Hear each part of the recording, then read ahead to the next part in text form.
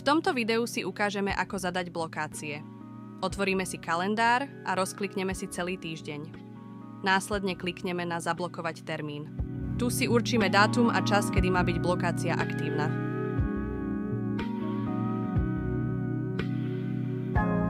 Vieme ju posúvať a aj predĺžiť trvanie blokácie.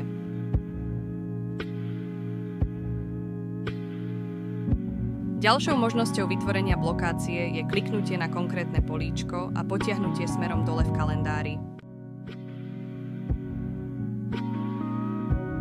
Opäť klikneme na zablokovať termín a nastavíme si opakovanie blokácií napríklad každý deň celý týždeň.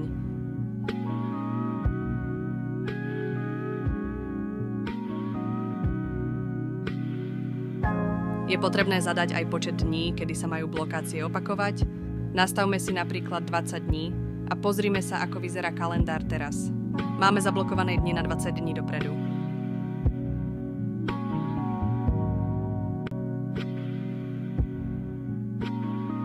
Ak chceme nejakú zmazať, klikneme na ňu a následne zadáme, koľko dní chceme odblokovať. Zadáme dátum a následne si odklikneme termíny, ktoré nechceme mať zablokované, alebo si môžete na spodku zmazať všetky blokácie naraz.